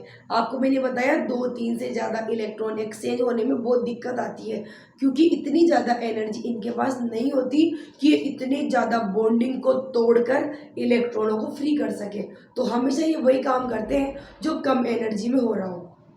तो अब देखिए यहाँ पर क्या होगा, इसके पास 2 ऑप्शन थे, 6 इलेक्ट्रॉन देने का और 2 इलेक्ट्रॉन लेने का, तो ये केवल 2 इलेक्ट्रॉन ले लेगा, 6 इलेक्ट्रॉन दे तो सकेगा नहीं। तो ये 2 इलेक्ट्रॉन ले लेगा, तो लेने वाला रीडिंग कर्जदार हो गया, तो लेने वाला रीडिंग और कितने लिए 2, इसकी वैलेंसी कितनी जाएगी -2। यानी हमें यहाँ पर ये जरूर ध्यान रखना है कि देने और लेने ऑप्शन तो दोनों होते हैं, लेकिन काम क्या होगा जो इजी गोइंग होगा, ज़्यादा इलेक्ट्रॉन देने और ज़्यादा इलेक्ट्रॉन लेने के लिए दोनों ही कंडीशन में एटम को बहुत ज़्यादा एनर्जी की नीड होती है, और इतनी एनर्जी इलेक्ट्रॉन्स के पास अवेलेबल नहीं होती, किसी एटम के पास अवेलेबल नहीं होती, इसीलिए वो इतने इलेक्ट्रॉन ना दे सकता है ना ले सकता है, तो हमेशा कम इलेक्ट्रॉन वाला काम ही होगा। चलिए उसके बाद हम चले कोई एग्जाम्पल नंबर 3 कोई चलते हैं नेक्स्ट एग्जाम्पल। जैसे हम बात करें कार्बन, देखो कार्बन आता है 6 नंबर पे, कार्बन कितने नंबर पे आता है 6 नंबर पे, तो कार्बन में टोटल इलेक्ट्रॉन कितने होंगे 6। अब ये क्या करेगा, देखो पहले के में भर देंगे 2 और एल में बच गए 4, तो देखो 4 और 2 गए 6, पहले के में भर दिए 2 इलेक्ट्रॉन, फिर एल में भर दिए 4, तो 4 और 2 6 हो गए।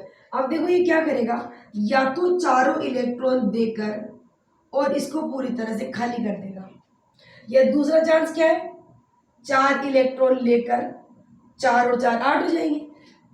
लेकिन अपन ने अभी पढ़ा कि काम क्या होता है जो इजी गोइंग हो रहा हो, मतलब कम इलेक्ट्रॉन देने या कम इलेक्ट्रॉन लेने पर जो काम हो रहा हो वो कर लेगा ये, क्योंकि ज़्यादा इलेक्ट्रॉनों के लिए तो देने हो या लेने हो बहुत ज़्यादा एनर्जी की जरूरत पड़ती है। अब यहाँ देखो आप इसको देने भी चाह रही है और लेने भी चाह रही है।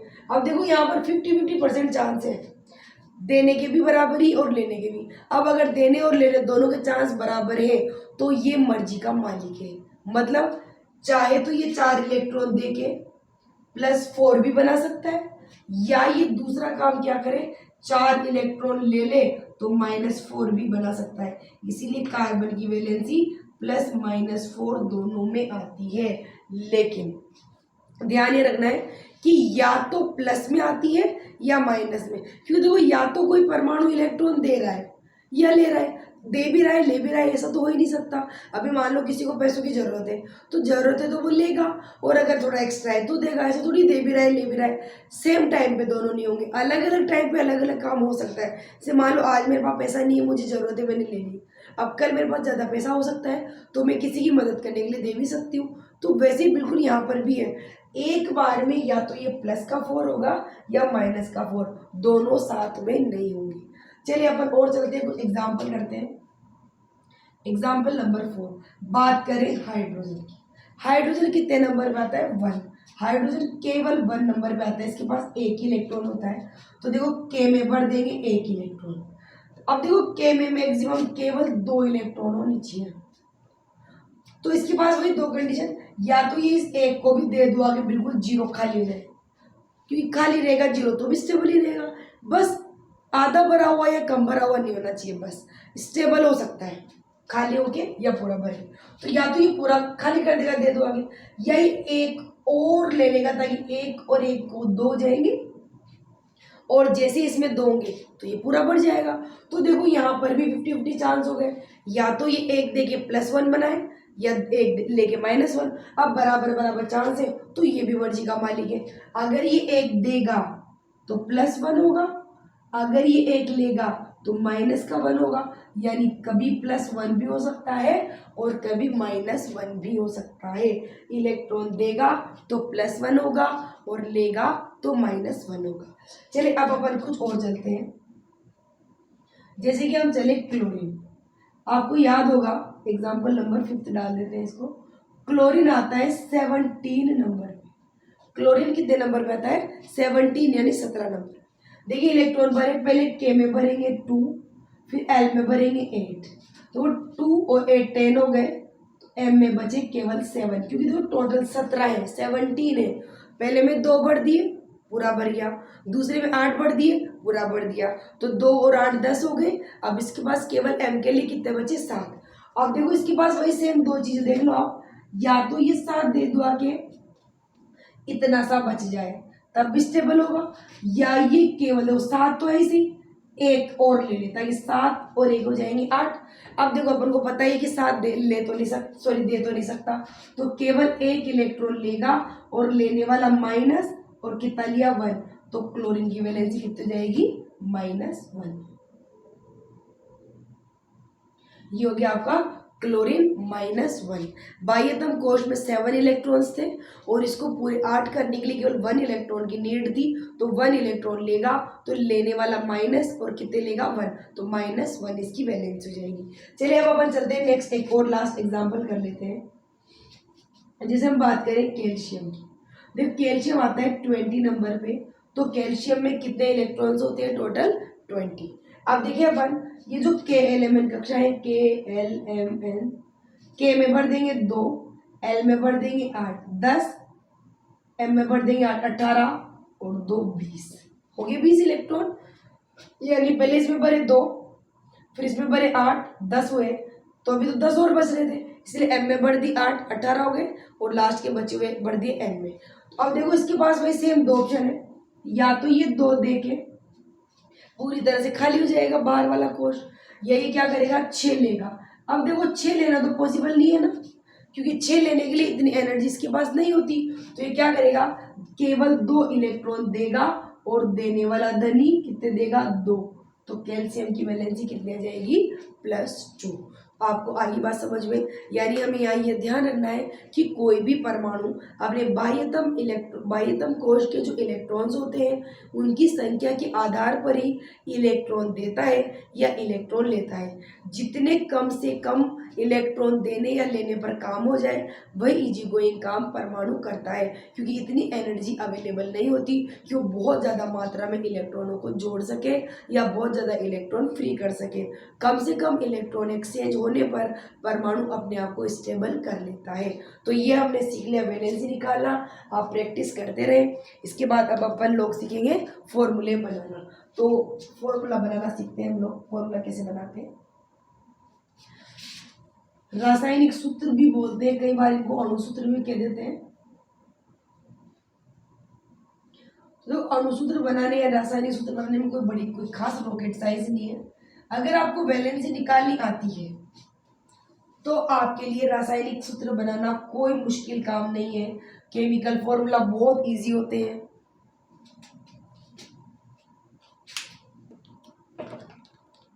केमिकल फॉर्मूला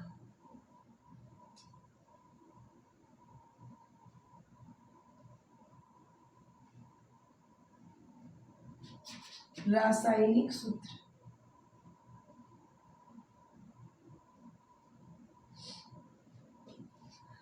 चलो पूरा लिख देते हैं।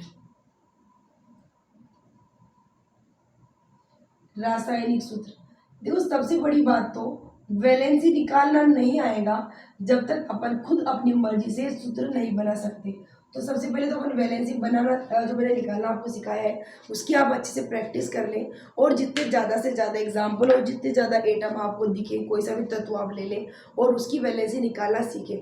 वैलेंसी निकालना सीखोगे तभी आपको फॉर्मूला बनाना आएगा। दूसरी बात ये, फॉर्मूला बनाने के लिए हमें ये भी पता होना चाहिए कि कौन से एलिमेंट को किस सिंबल से डिनोट करते हैं। जैसे हाइड्रोजन को H, हीलियम को He, लिथियम को Li, बेरिलियम को Be, बोरोन को B, कार्बन को C, हाइड्रोजन को H, नाइट्रोजन को N, ऑक्सीजन को O। इस तरह से इनकी जो सिंबल है वो भी हमें याद होनी चाहिए, क्योंकि फॉर्मूला हमेशा सिंबल की फॉर्म में ही दिया जाता है। उसके बाद नेक्स्ट हम बात करें लास्ट, हमें याद इस बात का रखना है आगे हमेशा प्लस वाला आएगा और पीछे माइनस वाला, यानी जिसकी वैलेंसी प्लस में है वो हमेशा आगे की तरफ लिखा जाएगा और जिसकी वैलेंसी माइनस में है वो हमेशा पीछे लिखा जाएगा। तो देखो अपन सबसे कॉमन एग्जांपल से स्टार्ट करते हैं। कार्बन डाइऑक्साइड, सबसे पहले हम सबसे कॉमन एग्जांपल लेते हैं कार्बन डाइऑक्साइड। तो देखो कार्बन तो C होता ही है और ऑक्साइड मतलब ऑक्सीजन। एक्चुअली क्या होता है कि जिनकी वैलेंसी माइनस में होती है उनके पीछे आइड लगाते हैं, क्लोराइड, ऑक्साइड, फ्लोराइड, इस तरह से। तो कार्बन डाइऑक्साइड में कार्बन C, डाई का मतलब तो 2 होता है, उसको यहाँ लिखने की जरूरत नहीं है। 2 तो कोई नंबर है मैथ्स का, ये कोई वो एलिमेंट तो है नहीं।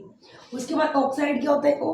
अब अपन क्या करेंगे, वैलेंसी लिखेंगे। देखो कार्बन की वैलेंसी +4, देखो हालांकि कार्बन की वैलेंसी -4 भी होती है, पर मैंने आपको बताया आगे वाला हमेशा प्लस वाला ही होता है। आगे हमेशा वही एलिमेंट आएगा जिसकी वैलेंसी प्लस में होगी। अब कार्बन की वैलेंसी प्लस और माइनस दोनों में होती है, तो हमें ध्यान रखना है ये आगे आ रहा है और आगे आ रहा है तो इसकी वैलेंसी काय में लेंगे हम, प्लस में लेंगे। और ऑक्सीजन की वैलेंसी -2 होती है। वैलेंसी निकालना मैंने आपको सिखा दिया है, बार बार हम यहाँ नहीं निकालेंगे, आप लोग खुद से प्रैक्टिस करें ताकि आपको खुद को आएगा कि वैलेंसी कैसे निकाल दें। मैंने वैसे पूरी बड़ा टॉपिक करा के अलग से भी करवा रखी है इसकी क्लास, और आज अपन ने मैराथन में इन शॉर्ट भी ये चीज़ सीख ली कि वैलेंसी कैसे निकालते हैं। तो चलते हैं हम लोग फॉर्मूले की तरफ। तो देखिए हम क्या करेंगे, सबसे पहला काम हमारा क्या होता है, जो भी आपको नाम दे रखे हैं उसमें पाए जाने वाले एलिमेंट्स का सिंबल लिख देंगे। कार्बन का सिंबल C, ऑक्सीजन का सिंबल O। उसके बाद नेक्स्ट हम क्या करेंगे, इन दोनों की वैलेंसी लिख देंगे। कार्बन की वैलेंसी +4 और ऑक्सीजन की वैलेंसी -2।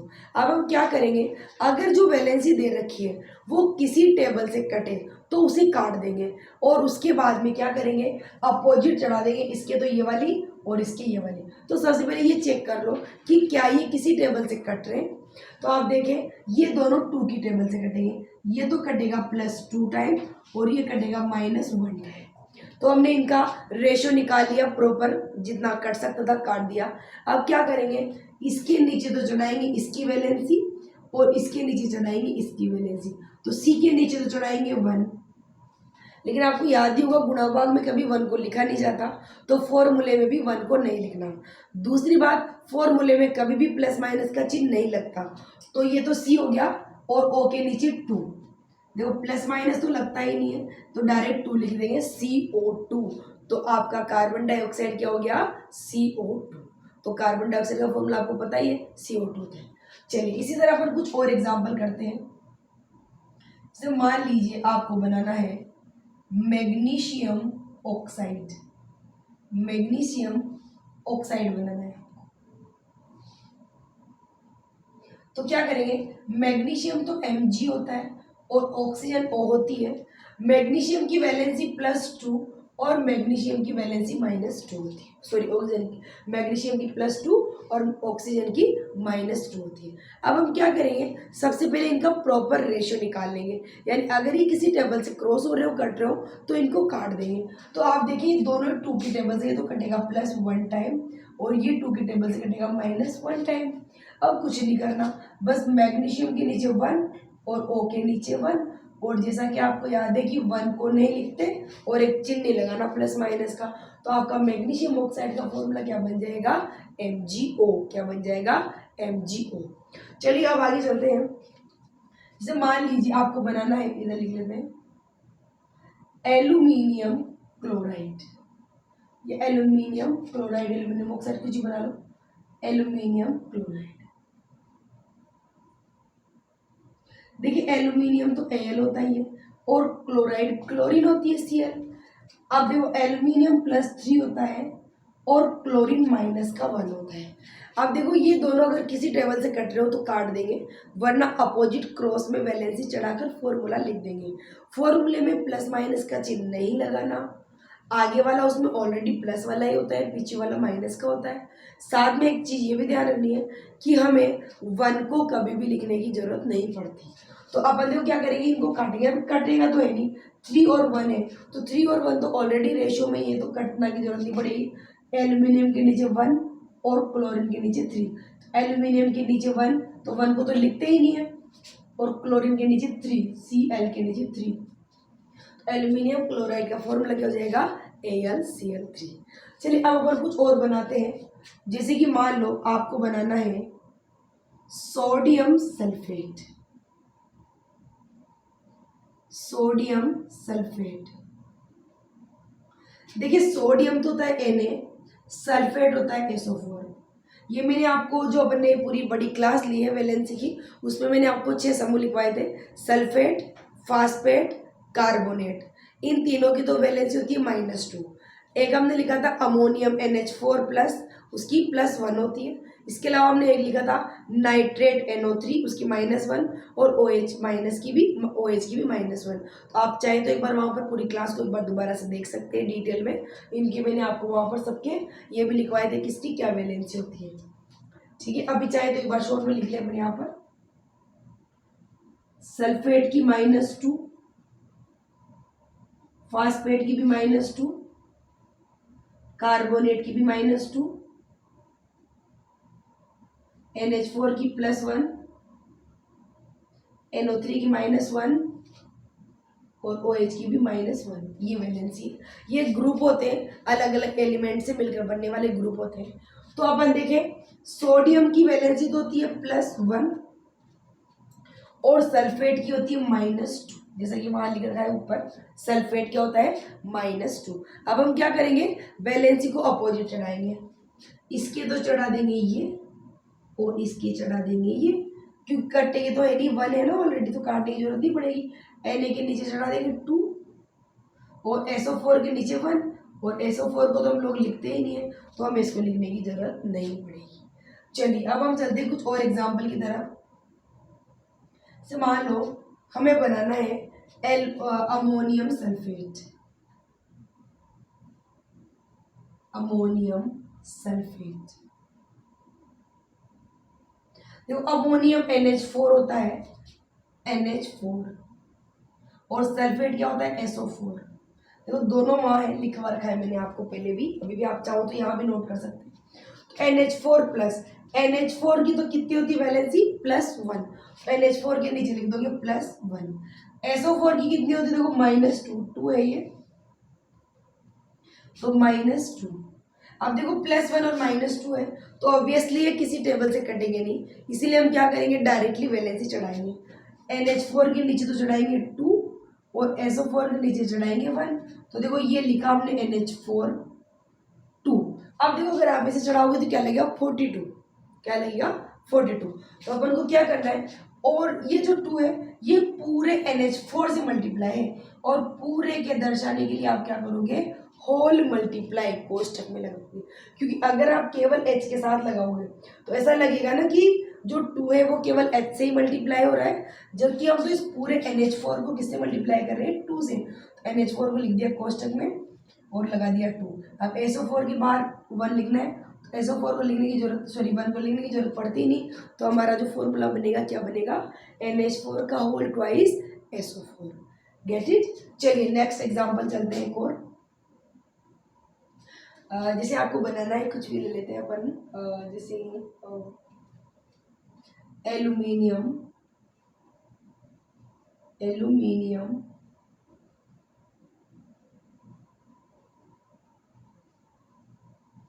ऑक्साइड।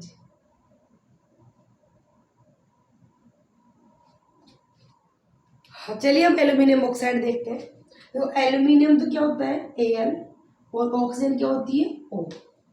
एल्यूमिनियम की वैलेंसी कितनी होती है, +3, और ऑक्सीजन की वैलेंसी क्या होती है, -2।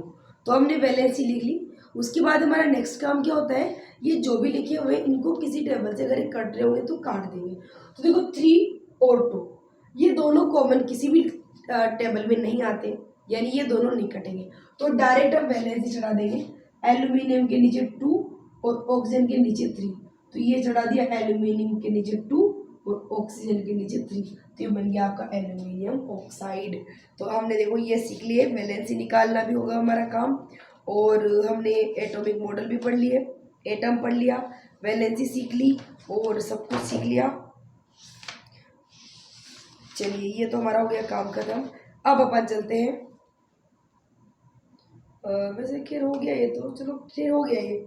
समस्थानिक और संभारिक को मैं अलग से नई क्लास में बता दूंगी आपको, उसका एक छोटा सा अपन क्लास, वैसे तो खैर उसकी क्लास वैसे ऑलरेडी छोटी सी है, आप चाहे तो पुरानी क्लास ले सकते हैं। लगभग कुछ 40-45 मिनट की क्लास है, मैंने पूरा समस्थानिक और संभारिक करा रखा है विद यूजेस, तो आप वहाँ पर भी अटेंड कर लो उसको, पुरानी क्लास को, क्योंकि ऑलरेडी छोटा सा ही टॉपिक है वो तो ऑलरेडी, तो उसकी अलग से कोई मैराथन तो बन नहीं सकती। बस मैं आपको यहाँ पर थोड़ा सा एक बार रिवाइज करवा देती हूँ, समस्थानिक और संभारिक क्या होते हैं। आई थिंक यहाँ तक आपको समझ में आ ही गया होगा। बाकी समस्थानिक और संभारिक की तो एक छोटी सी क्लास है वैसे भी, तो आप अलग से भी उसको अटेंड कर ले। चलिए समस्थानिक और संभारिक पढ़ लेते हैं एक बार।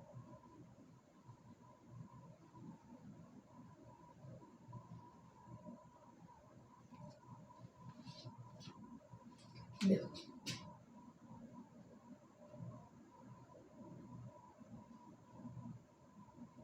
समस्थानिक और समभारिक। ऐसे कंपैरिजन डायरेक्टली मैं आपको समझा दूंगी, आपको बहुत इजीली समझ में आ जाएगा। समस्थानिक और समभारिक। देखिए अगर अपन बात करें समस्थानिक, समस्थानिक को तो बोलते आइसोटोप्स, और ये होते आइसोबार। देखिए अपन नाम से ही पता चल रहा है समस्थानिक यानी समान स्थान। समस्थानिक का मतलब क्या होता है? समान स्थान, यानी वे तत्व जो एक ही स्थान पर आते हैं। अब एक ही स्थान पर कौन आएंगे? जिनका एटॉमिक नंबर सेम रहेगा, यानी परमाणु क्रमांक सेम रहेगा। यानी ये वो होते हैं जिनका परमाणु क्रमांक तो क्या रहता है? समान रहता है, पर इनकी जो द्रव्यमान संख्या होती है वो अलग अलग होती है। द्रव्यमान संख्या क्या होती है? असमान होती है। तो सम स्थान, एक स्थान पर आने वाले यानी वे तत्व जिनका परमाणु क्रमांक तो सेम होता है लेकिन उनका एटॉमिक नंबर अलग अलग होता है, उन्हें हम एटॉमिक मास अलग अलग होता है, उन्हें हम समस्थानिक कहते हैं। इसी तरह बात करें, देखो समभारिक, समान भार वाले, यानी भार यानी द्रव्यमान, यानी इनमें क्या होगा? द्रव्यमान संख्या तो क्या होगी? समान। इनमें द्रव्यमान संख्या तो क्या होगी? समान होगी। और इनकी जो परमाणु संख्या है, एटॉमिक नंबर, वो समान नहीं होगा, मतलब क्या होगा? असमान। यानी ये देखो दोनों एक दूसरे के जस्ट अपोजिट है। समस्थानिक तो वो पदार्थ वे तत्व होते हैं एक ही तत्व के। ये एक और चीज याद रखिए, समस्थानिक एक ही तत्व के परमाणु होते हैं, एक ही तत्व के परमाणु। यानी समस्थानिक क्या होते हैं? एक ही तत्व के वे परमाणु होते हैं जिनका परमाणु क्रमांक समान और द्रव्यमान संख्या अलग अलग होती है। यानी इनमें तत्व एक ही होगा, उसी के वो सारे परमाणु होंगे, लेकिन यहाँ अगर बात करें अलग अलग तत्वों के परमाणु होंगे, अलग अलग तत्वों के परमाणु। तो यहाँ पर ये एक तीसरी चीज होगी जिनमें डिफरेंस है। देखो आप, समस्थानिक में जितने भी तत्व आएंगे वो जितने भी परमाणु आएंगे वो एक ही तत्व के परमाणु होंगे, लेकिन संभारिक में ये कर लेंगे आप, यहाँ पर संभारिक में अलग अलग तत्वों के परमाणु होते हैं। जैसे कि देखो अपन बात करें अगर एग्जाम्पल की, तो हाइड्रोजन के 3 समस्थानिक हैं, हाइड्रोजन के 3 समस्थानिक हैं। कौन कौन से? एक तो 1H1, एक है 1H2 और एक है 1H3। इसे प्रोटियम, इसे ड्यूटीरियम और इसे ट्राइटियम कहते हैं। देखो ड्यू मतलब दो होता है, डाई से बना है तो 2, और ट्राई मतलब 3, ट्राइटियम। तो ये हाइड्रोजन के 3 आइसोटोप होते हैं, 1H1, 1H2, 1H3। तो देखिए अपन ने क्या लिखा कि इनका परमाणु क्रमांक होता है सेम। तो देखो इनका सबका परमाणु क्रमांक देखो, इसका भी 1, इसका भी 1, इसका भी 1, यानी ये हाइड्रोजन के 3 समस्थानिक हैं। हाइड्रोजन के एक ही तत्व के अलग अलग परमाणु ही है। तो ये है तो 3 परमाणु, पर तीनों हाइड्रोजन के ही है, इसीलिए समस्थानिक एक ही तत्व के परमाणु है। अब इन तीनों का क्या है? परमाणु क्रमांक तो सेम। देखो ये नीचे वाला परमाणु क्रमांक है 1, 1, 1, और ऊपर वाला द्रव्यमान संख्या है, तो द्रव्यमान संख्या इनकी अलग अलग है। देखो आप, इसकी 2 है, 1 है, इसकी 2 है, इसकी 3 है।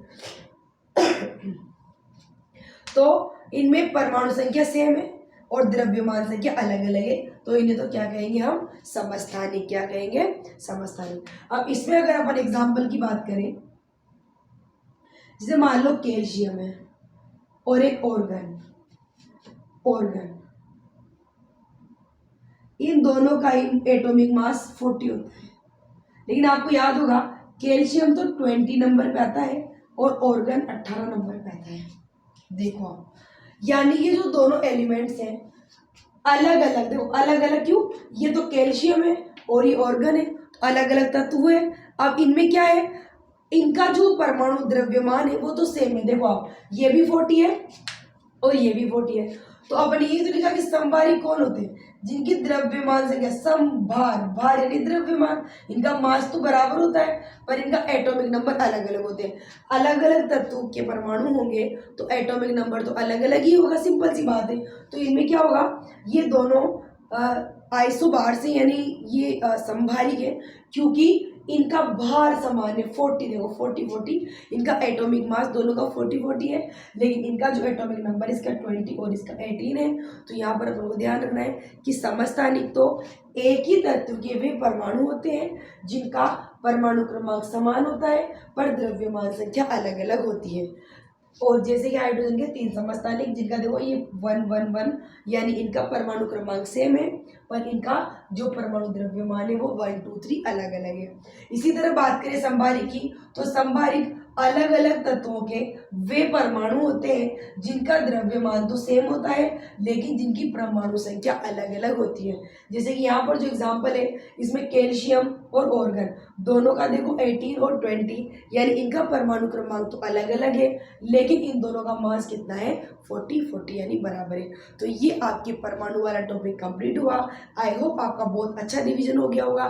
साथ के साथ आप लोग अगर किसी भी टॉपिक को इनमें ज़्यादा ही डिटेल में पढ़ना है तो मैंने आपको पूरी की पूरी अलग अलग सेपरेट क्लासेस भी ले रखी है, कम से कम 6 7 8 क्लासेस हैं इनकी, जिसमें मैंने आपको पूरा एटम वैलेंसी निकालना, फॉर्मूला बनाना, सारे एटॉमिक मॉडल और एटॉमिक मॉडल को भी काफ़ी ज़्यादा डिटेल में अलग अलग सेपरेट विद डायग्राम, उनकी कमियाँ, वो सब कुछ बता रखी है। तो अगर आपको ज़्यादा डिटेल में पढ़ना ही है तो आप हमारी नॉर्मल जो क्लासेज है वो अटेंड करें। और अगर आपको केवल इन ब्रीफ, जैसे आपने पूरा पढ़ तो लिया है, बस एक मोटा मोटा रिवीजन करना है, तो आप हमारी मैराथन क्लास में से एक मोटा मोटा रिवीजन कर सकते हैं और अपने एग्जाम की तैयारी को बेस्ट से बेस्ट बना सकते हैं। इसी तरह हम लोग आप लोगों के लिए बैक टू बैक हर टॉपिक की मैराथन क्लास लेकर आएंगे, ताकि आप एक बार अपनी मैराथन क्लास में डायरेक्टली इतने दिनों से जो पढ़ा है उसको शॉर्ट टर्म में, कम टाइम में उसका रिवीजन कर सकें।